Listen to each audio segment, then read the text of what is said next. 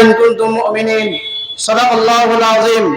ইসলামী আন্দোলন বাংলাদেশ ঝিনাইদহ জেলা শাখা কর্তৃক আয়োজিত আজকের এই সমাবেশের সংগ্রামী সভাপতি, ইসলামী আন্দোলন বাংলাদেশ ঝিনাইদহ জেলা শাখার সংগ্রামী সভাপতি জননেতা ডাক্তার এস.এম. মুমতাজুল করিম, মঞ্চে উপবিষ্ট আছেন জেলা নেতৃবৃন্দ, সহযোগী সংগঠন নেতৃবৃন্দ, বিভিন্ন উপজেলা থেকে আগত দায়িত্বশীল ভাইরা, সর্বস্তরের যুবক ভাইরা, আমাদের দায়িত্বশীল ভাইরা, সকলকে জানাই ইসলামী যুব আন্দোলন বাংলাদেশ ঝিনাইদহ জেলা শাখার পক্ষ থেকে আন্তরিক শুভেচ্ছা অভিনন্দন। প্রিয় উপস্থিতি, আমরা আজ আমাদের বাক স্বাধীনতা ফিরে পেয়েছি, কথা বলেন ঠিক কিনা? আমরা আজ 16টা বছর আমরা এইভাবে মানুষের সামনে কথা বলতে পারি না, কথা বলেন ঠিক কিনা?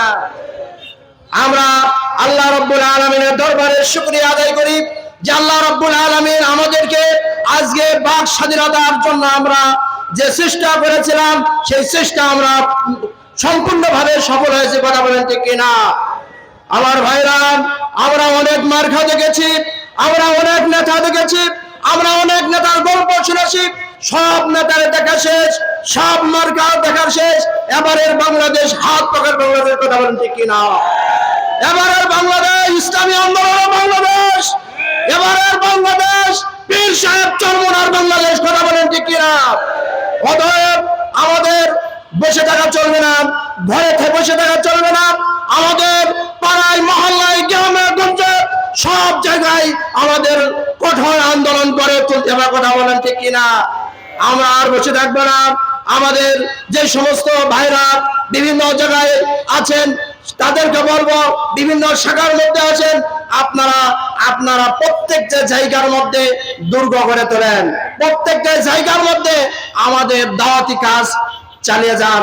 আমাদের দিকে লোক এখন তাকিয়ে আছে, কথা বলেন ঠিক কিনা? সবাইকে মানুষ দেখেছে, মানুষ এখন টুপিওয়ালাকে দেখতে চায়, কথা বলেন ঠিক কিনা? অতএব সকলকে বলবো, আমরা আমাদের সামাজিক যে কাজগুলো আছে সেই কাজগুলো আমরা করব। ইতিপূর্বে আপনারা দেখতেছেন বিভিন্ন জায়গায় আমরা ঝিনাইদহ সহ সারা বাংলাদেশে আমরা বিভিন্ন ভাবে আমরা কাজ করতেছি। এই কাজগুলো আমাদেরকে জারি রাখতে হবে, আরো সামাজিক যে কাজগুলো আছে সামনে সেগুলো করতে হবে।